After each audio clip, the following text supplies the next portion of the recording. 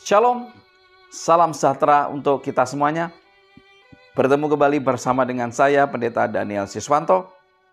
Kita telah tiba di pelajaran yang ke-6 di triwulan yang ketiga ini di tahun 2025. Satu pelajaran yang sangat penting untuk kita pelajari. Satu pelajaran atau pelajaran pekan ini berjudul Melewati Laut Merah. Namun sebelum kita mempelajari secara lengkap, secara lebih dalam, mari kita berdoa, kita meminta kuasa Roh Kudus Tuhan, hikmat surgawi. Kita berdoa. Bapa di surga, bila mana kami akan mempelajari kebenaran firman Tuhan melalui pelajaran sekolah sahabat ini, urapi kami dengan kuasa Roh Kudus Tuhan. Mampukan kami untuk mengerti dan memahami akan firman ini. Berkati pemirsa dimanapun mereka berada ya Tuhan. Dalam nama Yesus kami berdoa. Amin. Melewati Laut Merah. Ayat inti terdapat di dalam Keluaran 14 ayat 13 sampai dengan 14. Tetapi berkatalah Musa kepada bangsa itu, janganlah takut, berdirilah tetap dan lihatlah keselamatan dari Tuhan yang akan diberikannya hari ini kepadamu. Sebab orang Mesir yang kamu lihat hari ini tidak akan kamu lihat lagi untuk selama-lamanya. Tuhan akan berperang untuk kamu dan kamu akan diam saja. Saudara-saudara yang dikasihi Tuhan, peristiwa Keluaran adalah pengalaman umat Allah yang paling dramatis dan mulia dalam Perjanjian Lama. Dari sudut pandang manusia, bangsa Israel berada dalam situasi yang sangat menyedihkan, bahkan mustahil, di mana mereka tidak dapat menyelamatkan diri mereka sendiri. Peristiwa keluarnya bangsa Israel dari tanah Goshen yang disebutkan dalam Keluaran pasal 12 hingga nyanyian Musa yang dinyanyikan dengan penuh sukacita dalam Keluaran pasal 15 sungguh menakjubkan dan luar biasa. Bagaimana pengalaman bangsa Israel ini? Mari kita lihat, kita pelajari secara lengkap. Di pelajaran hari Minggu dengan judul Pergilah dan beribadahlah kepada Tuhan. Dalam Keluaran 12 ayat 30 sampai dengan 32, firman Tuhan berkata, lalu bangunlah Fir'aun pada malam itu, bersama semua pegawainya dan semua orang Mesir, dan kedengaranlah seruan yang hebat di Mesir, sebab tidak ada rumah yang tidak kematian. Lalu pada malam itu dipanggilnyalah Musa dan Harun katanya, bangunlah, keluarlah dari tengah-tengah bangsaku, baik kamu maupun orang Israel, pergilah beribadahlah kepada Tuhan seperti katamu itu. Bawalah juga kambing dombamu dan lembu sapimu seperti katamu itu. Tetapi pergilah dan mohonkanlah juga berkat bagiku. Saudara, Fir'aun pada akhirnya mengizinkan bangsa Israel untuk keluar dari tanah Mesir dan meminta agar Musa dan Harun memohonkan berkat baginya. Tetapi tentu saja itu bukan karena ia mengakui dan tunduk pada Allah yang telah mendatangkan tulah-tulah atas Mesir, tetapi karena sebuah kekalahan dan dia ingin menghentikan kehancuran yang menimpa kerajaannya. Orang-orang Mesir sendiri sangat ingin agar orang Ibrani atau orang Israel itu juga pergi. Keluaran 12 ayat 33. Orang Mesir juga mendesak dengan keras kepada bangsa itu, menyuruh bangsa itu pergi dengan segera dari negeri itu. Sebab kata mereka, nanti kami mati semuanya. Saudara, Tuhan menyediakan perbekalan agar orang Israel tidak meninggalkan Mesir dengan tangan hampa, tetapi dengan barang-barang yang mereka perlukan untuk perjalanan yang pada akhirnya ternyata jauh lebih lama dari yang diperkirakan. Keluaran 12 ayat 35 sampai dengan 36. Orang Israel melakukan juga seperti kata Musa. Mereka meminta dari orang Mesir barang-barang emas dan perak serta kain-kain. Dan Tuhan membuat orang Mesir bermurah hati terhadap bangsa itu, sehingga memenuhi permintaan mereka. Demikianlah mereka merampasi orang Mesir itu. Orang-orang Mesir memberikan barang-barang berharga ini kepada orang-orang Yahudi hanya untuk mempercepat orang Israel keluar dari negeri itu. Tetapi barang-barang itu sendiri adalah upah yang telah lama tidak diberikan kepada orang Israel selama berabad-abad sebagai budak.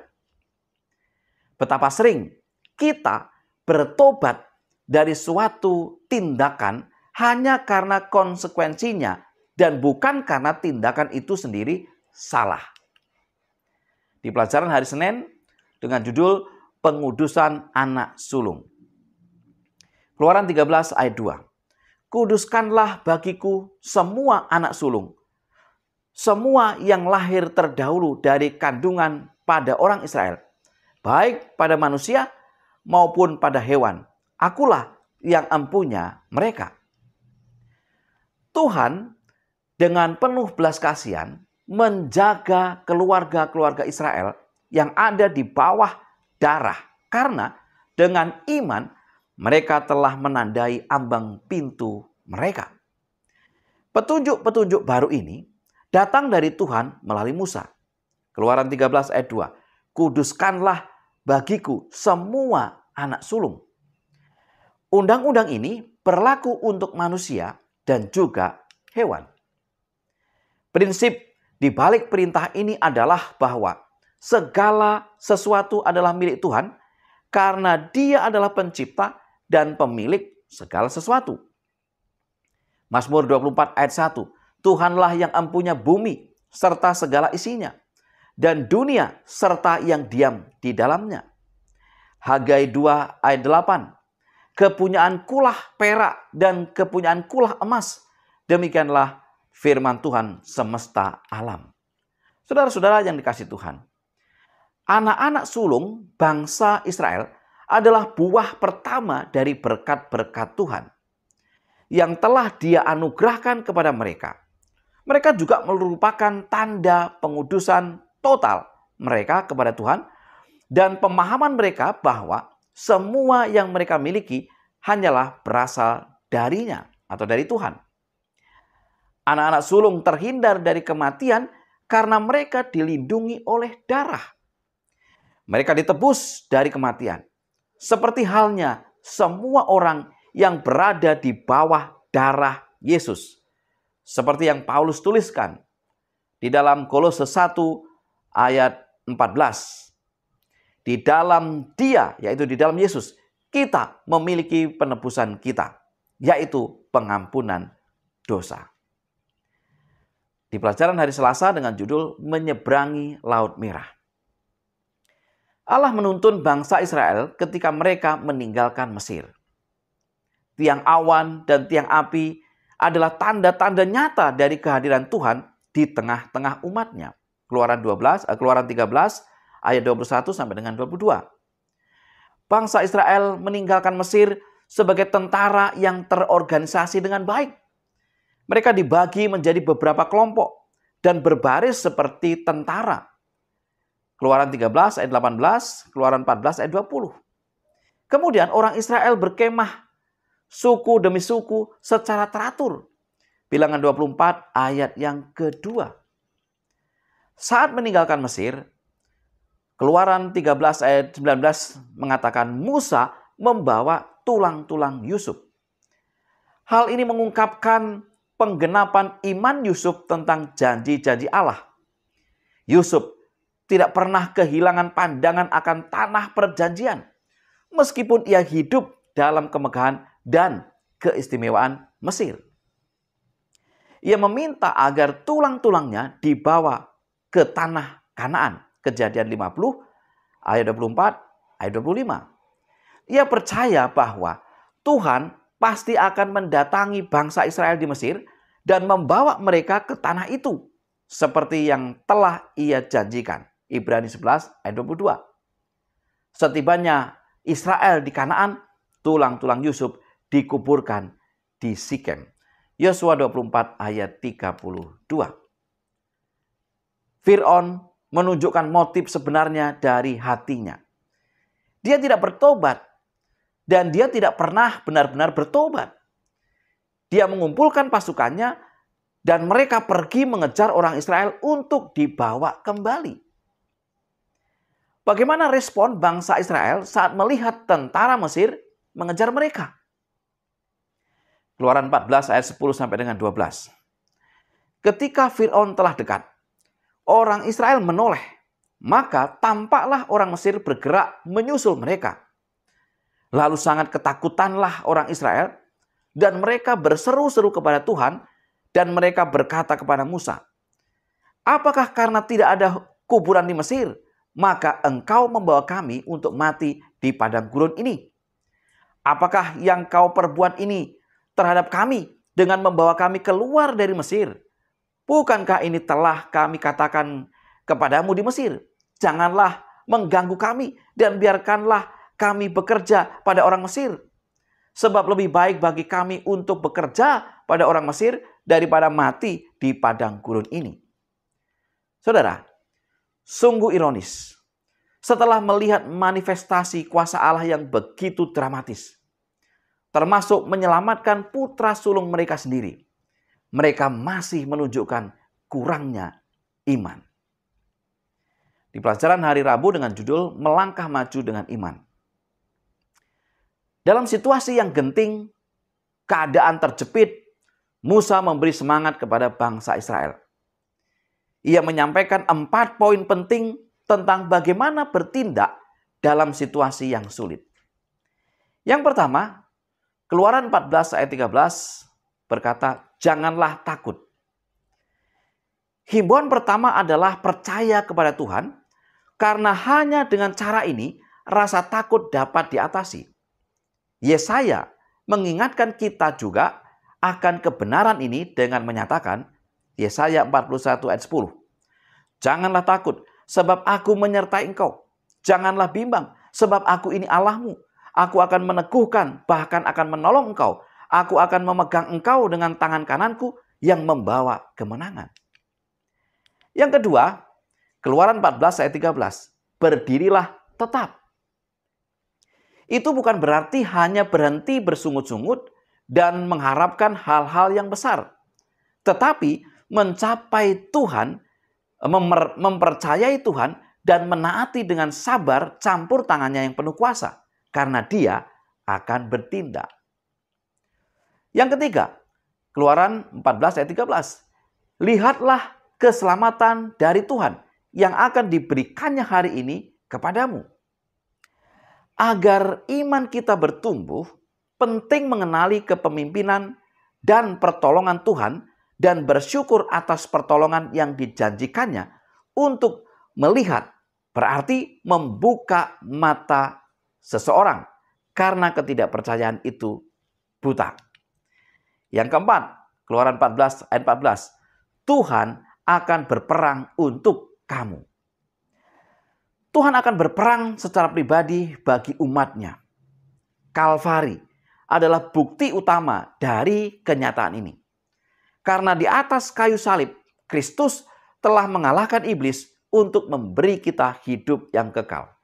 Yohanes 5 ayat 24, Ibrani 2 ayat 14, Wahyu 12 ayat 10 dan 11. Bahkan orang Mesir pun mengakui bahwa Tuhan berperang untuk bangsa Israel. Keluaran 14 ayat 25. Saudara-saudara yang dikasihi Tuhan, Allah membentangkan rencana aksinya selangkah demi selangkah. Bagaimana prosesnya?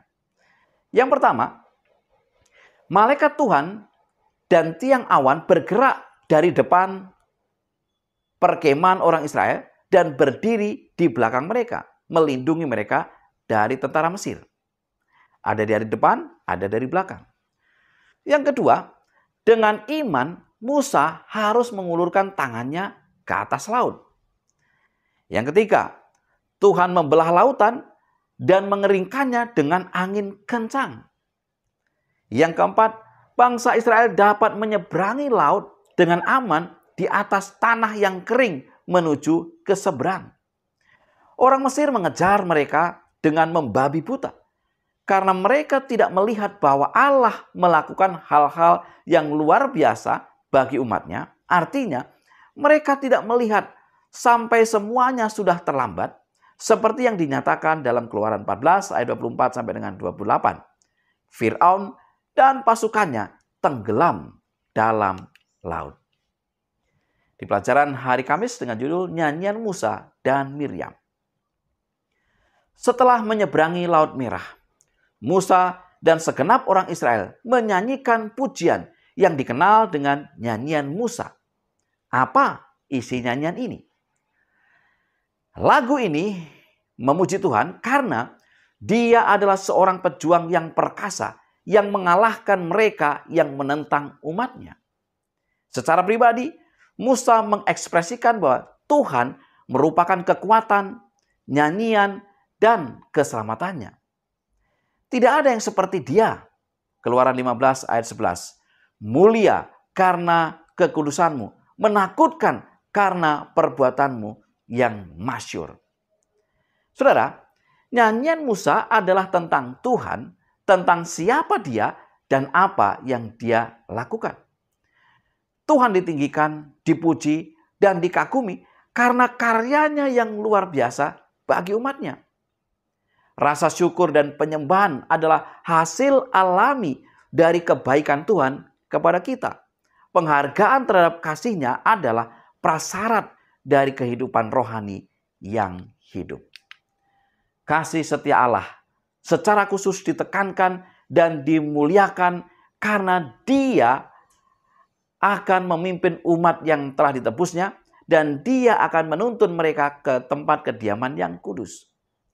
Musa memprediksi bahwa Allah akan mendirikan tempat kudus di atas gunung milik pusakanya. Keluaran 15 ayat 17. Semuanya menunjuk ke depan, ke Sion dan bait suci di Yerusalem. Di akhir zaman, orang-orang yang telah ditebus menyanyikan nyanyian Musa dan nyanyian anak domba. Wahyu 15 ayat 3 sampai dengan 4. Dan mereka menyanyikan nyanyian Musa, hamba Allah, dan nyanyian anak domba bunyinya. Besar dan ajaib segala pekerjaanmu, ya Tuhan, Allah yang Maha Kuasa. Adil dan benar segala jalanmu, ya Raja segala bangsa. Siapakah yang tidak takut, ya Tuhan, dan yang tidak memuliakan namamu?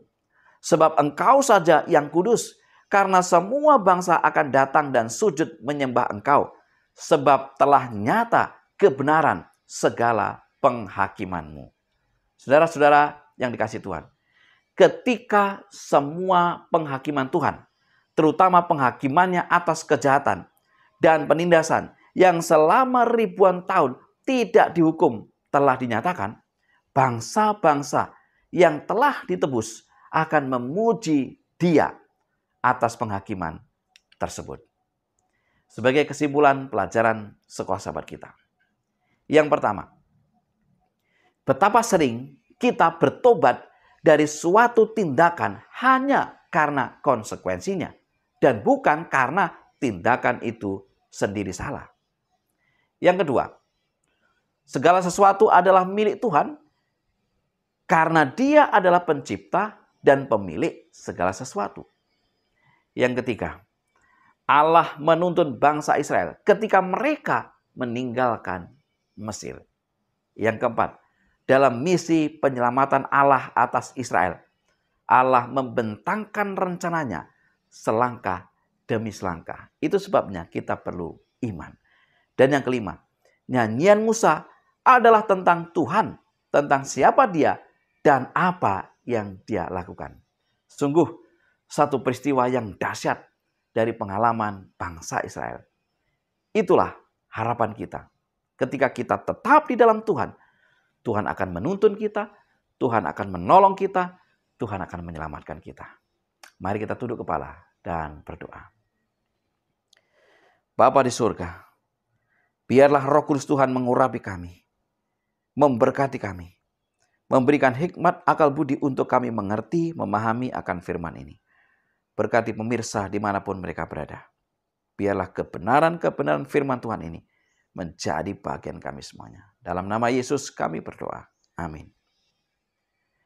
Saudara-saudara yang dikasihi Tuhan, biarlah kita terus menggali, mempelajari kebenaran-kebenaran firman Tuhan, terutama melalui pelajaran Sekolah Sabat.